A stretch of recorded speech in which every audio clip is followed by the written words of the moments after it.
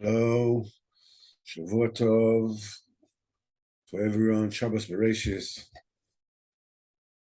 I'd like to share with you, Bezat Hashem, something truly fabulous that we discovered, me and my wife actually discovered,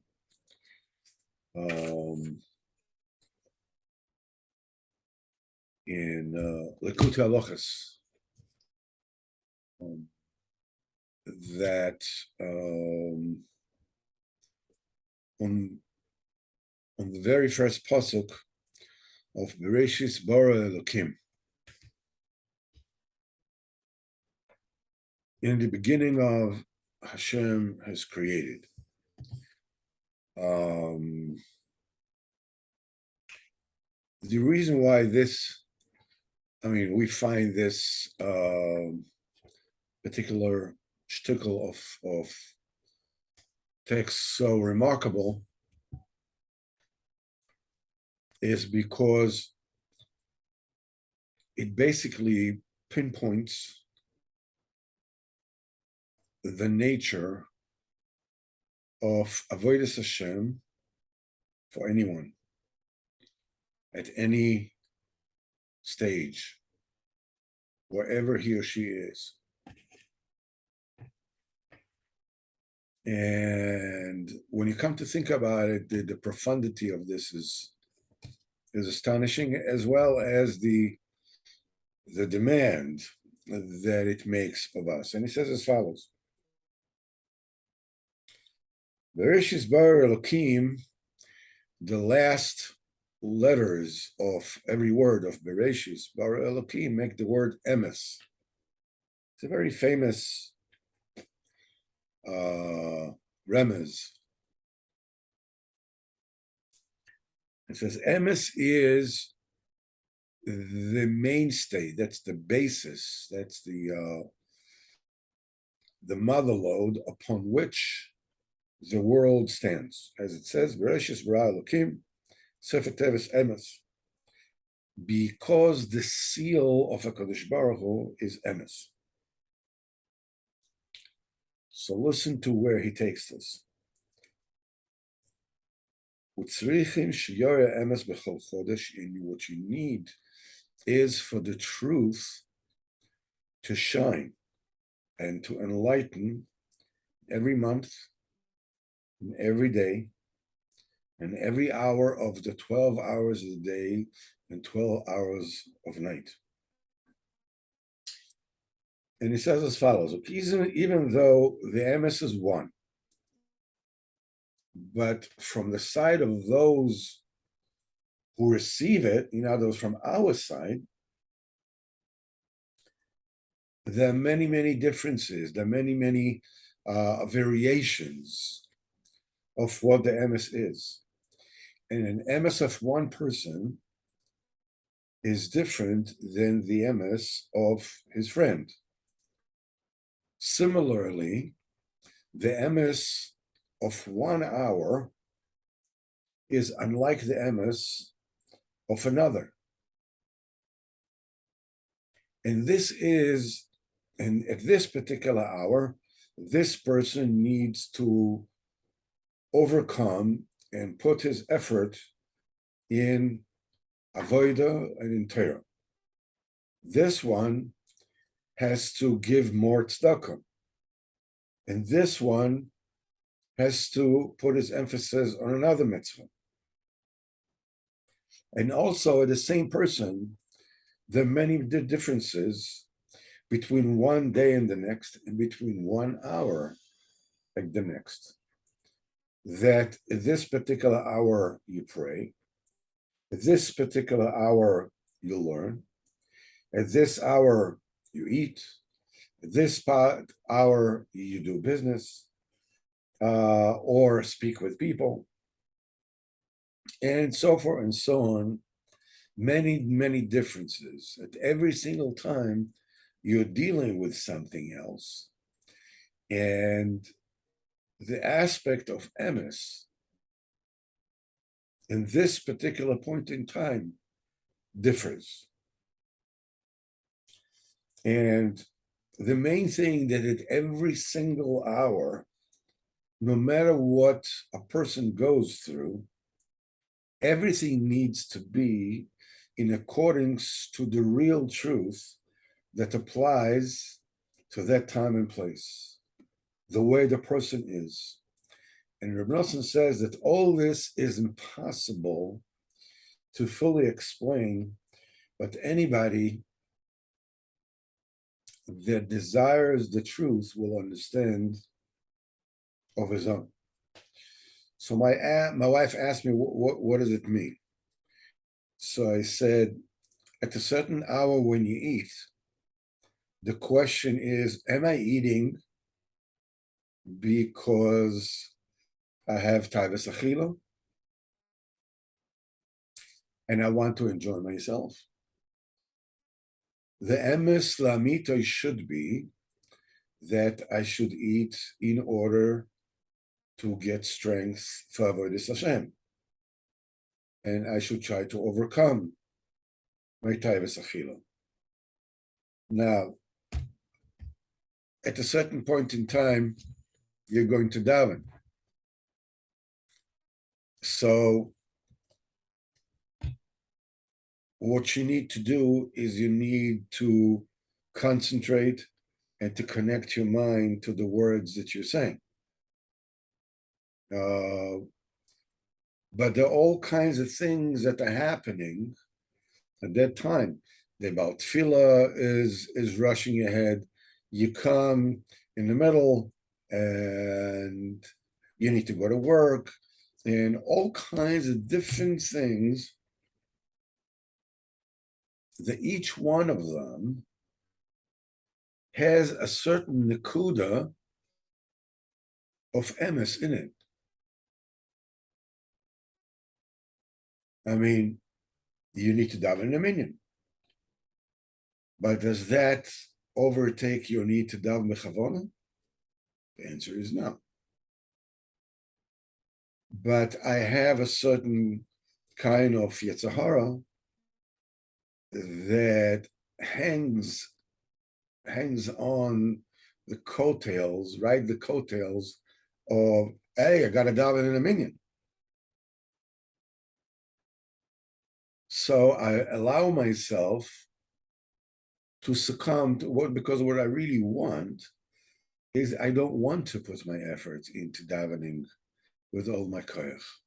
I don't feel like connecting my thought to the dibur at every given moment.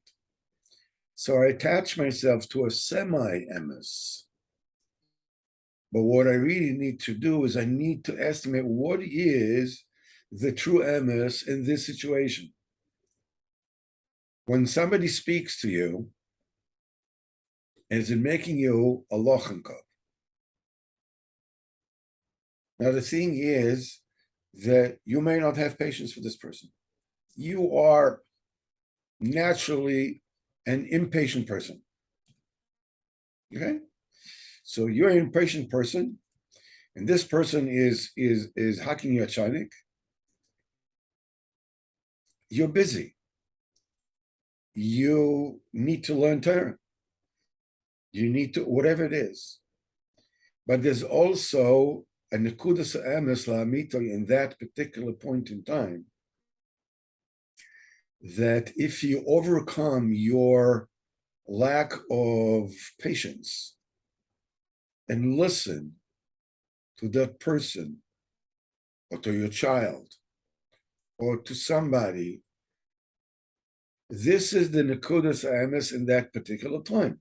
It may very well be that nekudas time, the nekudas emes in that particular time is not to sit down and listen to this person unload, but actually do something else. But the idea is that you should always aim to do that which is the nekudas emes in that particular point in time. And this is what he's saying, that the cloud, the principle is there is no hour in the world that a person cannot shine to himself, cannot enlighten himself with the emes that is shaykh at that particular point in time, the right thing to do or the right thing not to do at this point in time, no matter, even if this person is wrapped up in darkness that he cannot see the way out. The truth of Kadosh Baruch Hu is forever.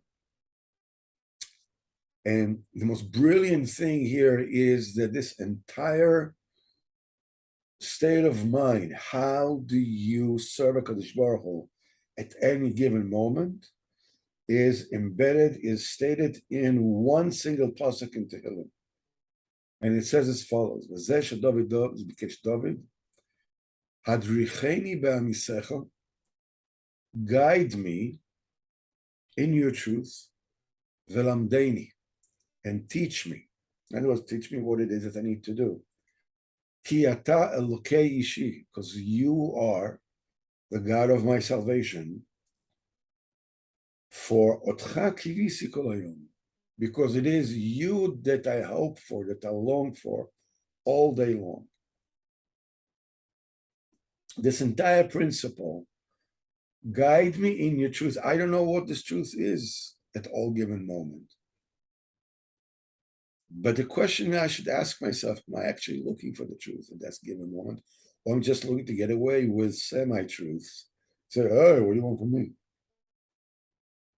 And he says that because and this is something that a person needs to do at all the hours of the day, from the beginning to the end.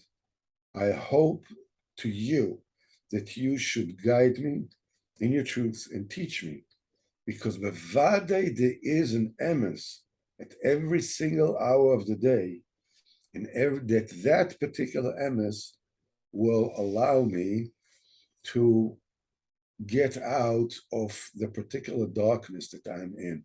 This is just an amazing shtickle summation of what Avodas Hashem is all about for every person at any given moment in time.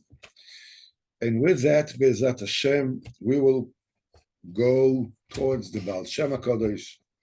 And this Maisa, in the years that preceded the revelation of the Baal Shem Tov in the world, he used to be a helper to the Rebbe in a cheder. It's a very famous fact. And by a balabais. And this balabais was the leaser. He held the lease of the entire village. And that was his parnasa. The Baal Shem Tov was very precious by him. It was very important because he saw that the Baal Shem Tov is very careful, he's very honest, very straight. I mean, he didn't realize obviously who the Baal Shem Tov was, but he saw, you can see somebody who was very ehrlich, is very antliche, so you're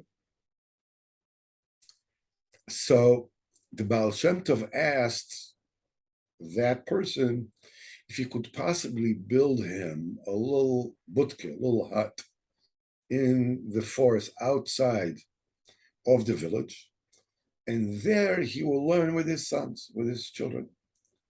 And he built that little cheder in the forest. Once, one of the tzitzis of the Baal Shem Tov Talis cotton was cut, and he sent somebody to town to buy tzitzis for him. And before they brought it to him, he had to go to his house with the Talmidim to eat. So he wore his big talis. His talis cotton was puzzle, so he couldn't walk with that. But to walk without tzitzis, so he wore his talis. And this is how he went home. Another time, he checked the mezuzah in the house, and he saw that the mezuzah was puzzle. So he didn't move from the house until they brought a kosher mezuzah, and he fixed it. And this is the way that he behaved himself about every single nook and cranny, every single point. And one day, the Baal Shem Tov went with his students to the house to eat, And when they came to the house, they heard wailing and crying, and they were very scared. They came to the house. They asked why is everybody crying. So they said they came. A hoodlum came and to the owner of the village and offered to lease the village for a higher sum of money that the Jew, the current leaser, was paying. And the master of the village sent to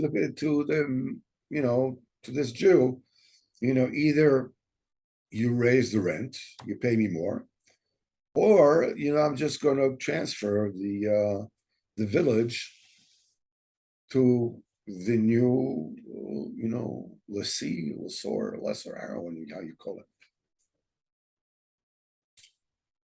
So the Baal Shem Tov calmed them down and said, listen, after we'll eat lunch, B'ezrat Hashem, he will go himself to this no goodnik, and he will speak to him. And B'ezrat Hashem, everything will be okay. And this is what he did. He went to the person and he spoke to him very pleasantly. He shouldn't do such a thing because it's not Yosha. That's not the way to do it. The person has a parnasa and you push him away from it. And he's already doing it for many years and he has a lot of kids. And all his parnasa is from this leasing. But this person completely disregarded the Baal Shem Tov. So when the Baal Shem Tov went to get out of the house, he turned around and he came to the window of the house of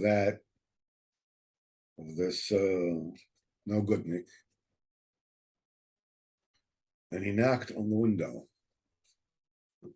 So when the scoundrel came to the window, Baal Shem Tov told him, you should know that this village of the landlord, you will not succeed in renting. So, the scoundrel, made fun of the Baal Shem Tov. Immediately he went to the master to ask him to draw a lease, an agreement. But the liege lord, or whatever it is, it says, since I have some very important guests by me, wait a little bit, and then we will draft an agreement. And he gave him some what they call, I think it's called mead. It's a alcoholic drink that is made with honey. It was very popular in those days. And he says, go in the meantime to the garden, have wet it out, breathe some good. They opened the garden for him and he went there to rest. After a few hours, the guests left. And the master sent somebody to call that no goodnik. And he didn't come. They knocked on the door. Nobody answers. So they had to go around the house and jump over the fence. And they found him lying down, extremely weak, unable to utter a word from his mouth. He became mute. He couldn't talk. So immediately they took him, they dumped him in his wagon and took him home. And the same lessee, whatever you want to call it, remained the way it was before. And this particular scoundrel remained ill, and he was in his house.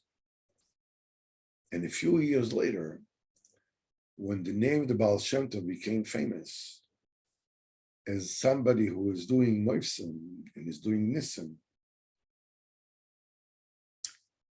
the sick person hinted to the people of his household, to take him to the Baal Shem Tov, because he's the source of his trouble. When he came to Baal Shem Tov told him, you don't deserve to be healed. But because I have Rachmanas on the people of your household, because you have, smaller children, for this, I'm giving you a refuah shlema. But because during that time, until you came to me, you tried to find solace and cure through Shemas the Tumah, it won't help him. Whatever Baal Shem Tov did not help him. And he says, still, because of what Baal Shem Tov did, after he was cured somewhat, he will still have to walk around with a stick for the rest of his days. And this is exactly what happened. Baal Shem HaKadosh, Koshos Bereshis. And now, we are moving to a second story of Ma'aseh Tzadikim. This time, we are going to tell the story of Rabbi Uri from Strelisker, or the way the Chassidim call him, Rabbi Iri Strelisker. That's the way that they call him, Iri Strelisker. Uri from Strelisker, or Iri Strelisker, was a huge tzaddik, and before he used to say Torah every time. Before he used to say Torah, he used to speak to himself. He says, Iri, how are you not embarrassed to say Torah when there's a Kutim Haran in the world? Every time. So everybody, Jew, anybody who knows anything about Yiddishkeit knows the godly kedusha of Reb Uri from Strelisker. Is called the Suruf of Strelisker, because the seraph of Strelisker. He was like an angel. Like wasn't a picture. He was burning to Avodas Hashem constantly, all the time. And the truth was, by him, my son just told me that, by the way, we are so there you go. Okay, so for now, maybe I'll be treated with some respect here. Just kidding, okay? Anyhow, so Reb Iri Strelisker was the Talmud of Reb Shloime Karliner. And when his holy Rebbe passed away, he told his Talmidim before he passed away they should go to the Heilige Rebbe from Neshchiz. The Motche Neshchizer was an unbelievable tzaddik. Rabbeinu saw him, before he actually passed away. The last 6 months, before he passed away, Rabbeinu came to visit him. And the Motche Neshchiz said, if I only came to this world that Rabbi Nachman will step on my doorstep, it was worthwhile. So when he came to Uri Strelisker came to Kalin, and he heard Lo Aleinu that his Rebbe passed away, and after they get Tanchumen for him, and he asks the Holy Chabura, what did the Rebbe order before he passed away? So he said he ordered us to go to Neshchiz. So Iri Strelisker got up and went to Neshchiz. In those days, no wagon, he walked there. And he walked until he got to the house and to the room, Motche Neshchiza. And this room, this is where he received everybody, and he blessed everybody, because everybody came there to receive a bracha. And there was a very rich person there. He was good looking, a red-headed man that came to consult with the Rebbe of Neshchiz about a business deal and get a bracha. And the Rebbe of Neshchiz received him very graciously because that's the way he received everybody. Because his avodah was an avodah Yisrael. And Rabbi Strelisker took one look at that person and he saw on his face traces of flaw leinu, of adultery. He saw it on his face. Shem Yirachem.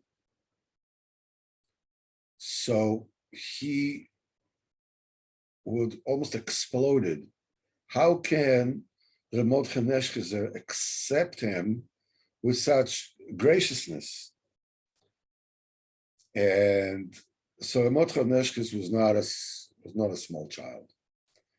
He noticed immediately the storm that was raging inside of Strelisker, that because he saw that this person did a very, very, very severe aberrant. I mean, mamash adultery. So he told him, he turned to Strelisker and says, "What do you want here? What are you doing for here? Just go out, go, go, go, go." So Strelisker, left the room. But he was very exhausted. So he went to the Besmedrash just to rest a little bit. And when that rich person went away, the Mordechai Neshchezer himself went to look for Strelisker to speak to him. And he gave him a shalom, and he told him as follows: I know exactly what you know. But you know why your Rebbe sent you to me? That you should learn that a person that doesn't have an Avos Yisrael so deeply planted in his heart, that even when he sees that the person did a great Avera, he would love him and kiss him. He hasn't achieved even 50% of the Avodas Hashem that he needs to do. And when you will actually be Makar of that person, that Baal Avera, he will become a Baal Tshuva Gomer, and he will be greater than Tzadik Gomer. Except from a Rasha, that you hold him to be a Rasha Lahachis. In other words, somebody who does it, in order to fight against HaKadosh Baruch Hu. It's one of the important things that we need to understand from that. We said on Tisha B'Av, before Tisha B'Av, we learned that the Beis HaMikdash was destroyed because of sinas chinam. And we said, have you ever found someone who hates anyone for no reason, for no cause? Do you hate anyone without a cause? If you ask anybody who hates someone, why do you hate him? You'll tell them what the reason is. But Chazal tell you that this is not true. You're allowed to be upset with a person, that even certain averas like Moitzi Shemra that has long-term ramifications, that you're not supposed to, you don't have to be moichel. But hate is always sinas chinam. You find a reason to hang the hate on. So why is the midah of hatred in the world? Why does it exist? David HaMelech, as usual, give us the answer. He says, Ki mesanech Hashem esna, umiskozotecha eskoitat. David HaMelech is not saying, those who hate you, I hate those who hate you. It does not say, Son'echa esna. He says, Mesan'echa esna. Those who make other people hate you, them I hate. Those who fight you actively and make other people fight you, with them I will fight. But if a person himself, for some reason, is projecting his own, his own blemishes and is in such denial that he thinks that he hates the Kadosh Baruch Hu, that's not reason to hate him. There's never any reason to hate anyone unless somebody is Rosh Lahachis, Misanecha, somebody that caused somebody else to hate the Kadosh Baruch Hu. That this is like a Masis and Mediach, missionaries, these type of people, that cause other people to hate. These are the people that you're supposed to hate. I don't want to mention names now. So Rabbi Strelisker did not say a word. He understood now the greatness of the Mordechai of Neshchiz, and he sat there for a long time. So the Chassidim said something very similar that happened to the Abteruv, that Baruch Hashem, my son who is here, and I was zeichet to be by his Tzion, by the Tzion of the Baal Shem HaKodesh in Mezhibozh. The Abteruv at the end of his days stayed there. He lived there. He says, in the time of the Abteruv, a woman came to him, a very, very important, high-standing woman came to him. And the minute that he saw her, he started screaming at her. Harlot. A harlot. He says, it's just now, you just use an unbelievable Avera, and you come to me? Immediately get out of here. So this woman said, the Kodesh Baruch Hu has patience for the Rishonim, and he doesn't take his revenge from them immediately. Not only this, he doesn't reveal them to everybody immediately, so they shouldn't be embarrassed and do tshuva until and it doesn't embarrass them to the point that they will become so far that they will become medaveros lachis.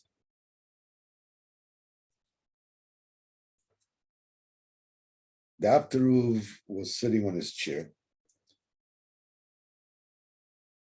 and he was overwhelmed. Not to reveal that which the Kodesh Baruch Hu has hidden from him. And the Abteruv said about this, I was never beaten, I was never won, nobody won against me except one woman. And this was the woman. And it's enough from here to take Musar for every person to what lengths Avos Yisrael needs to come.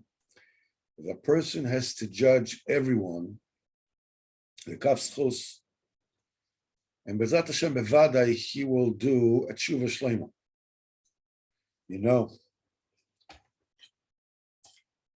Bezat Schus and the Geni Alona Bezat Hashem and Strelisker. When everybody knows that the Levi Yitzchak Berditchev is known as the advocate of Am Yisrael. So comes the question, when did he get that title? What happened? So the common story is that he saw a Yid, a Balagula, these were a taxi driver, that was davening. He had the talis and tefillin, and he was oiling the axle of his wagon.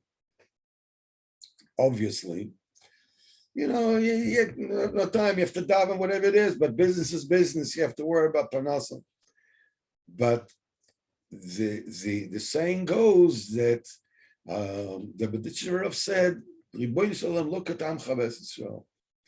Even when they oil the axle of their wagon, they're still connected to you, talis and tefillin.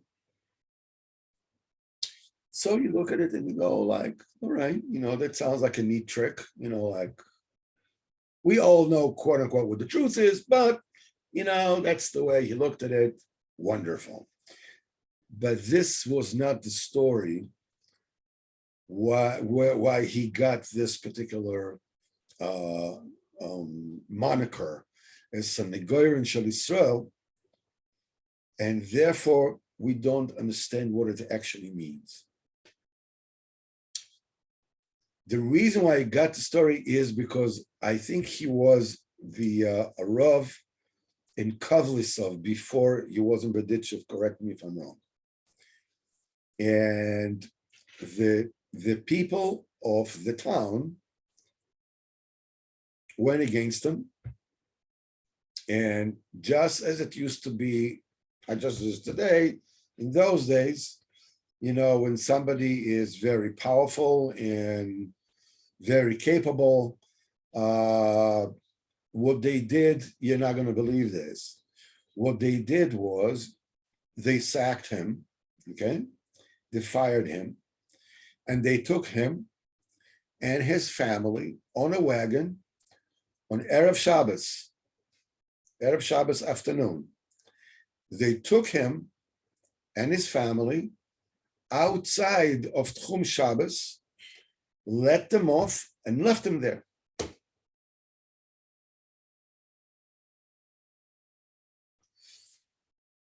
So Reb Levi Yitzchak of Berditchev said at that time,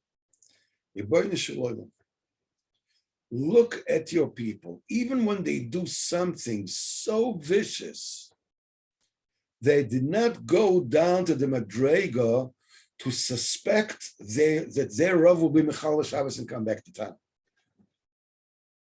This not. They trusted their Rav is not Mechal Shabbos. Therefore, their scheme against him will work out. What does it tell us? It tells us this. The reason why Reb Levi Yitzchak Berditchev was Sanegoyer and Shel Yisrael, and that's the point of the story with Remotche of Neshches, is that Reb Levi Yitzchak Berditchev had a tunnel vision. The truth that he was looking for was the schos in every single Jew. We're starting this to speak tonight, this talk tonight, with Bereshis Bara Elokim, is Rasha Tevesh Emes, that the person, there's almost an Emes in everything. The Emes, and Rabbeinu called the Berditchev, Pe'er Ador. He was the glory, the film of generation. What looks like, what seems to be the truth, not seems to be the truth, whatever, that doesn't matter. He had one single focus. What is the schos of the Jew? No matter what. It's not, what is the true explanation of what's going on here? This is not interesting. What's interesting is, what is the schos of this Jew? That is why he's called Sanegoyer and Shel Yisrael. So let's just take a quick look in Sichos Haran, and B'ezrat Hashem will all have a fantastic week. Sicha 144. When Rabbeinu came from Lemberg, he still had, his illness. Rabbeinu had tuberculosis, and it used to become worse. Also, every time he used to go to breathe fresh air outside of town, next year, and whatever other, awesome kavonas Rabbeinu had. And he said that we heard from his holy mouth tremendous things on the way when we were going. If you Torahs and Sichos and gewaltige stories, and the moment that starts when somebody is davening in the field, and it says in the pasuk, "Vayetza Yitzchak lasuach basada," and Yitzchak went out to speak in the field. Yitzchak is establishing his Hisbodedus. So this is why he has to do that. It says also then, it was said also then at those opportunities to go when we went out to, to breathe fresh air.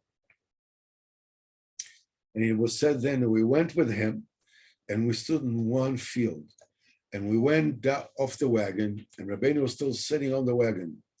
And we stood around him, and it came time for Mincha. And we wanted to daven there. So Rabbeinu said particular Torah. And this is what he said, that when you are praying in the field, all the plants that are around you, they are combining, they're fusing into your prayer. And he said over there, he says, the very same way that we are standing around him, Rabbeinu was on the wagon, we all stood, says, around him. That's the way he sees all the plants, how every single plant is pushing itself to get close to each of the people that were standing there in order to get included and fuse into to give his koyach into his prayer. As in this particular Torah of Aimekom Kevoidoi in Ayas al was also told under such such a tiyul, and the Torah of what's the reason that a camel has a short tail and an ox has a long tail, about Siman Tesvav, and one when somebody asked Parnasa and said Siman Tezayin, Chelek Beis, why does he have to wait? All those we heard during those trips. And what's the B'dicha Daite, everything is connected together. And the Agodas that Rabbeinu Zchol said that Rabbi Yehuda asked Reb Zera, at the time Reb Zera was in a especially good mood, 49, about 49 roosters. Why the eyes, I don't know if you ever noticed, eyes of a rooster, we close our eyelids when the eyelids go down, but chicken, the eyelids go up. That's the way it goes. He says everything was hidden and alluded to at that particular trip.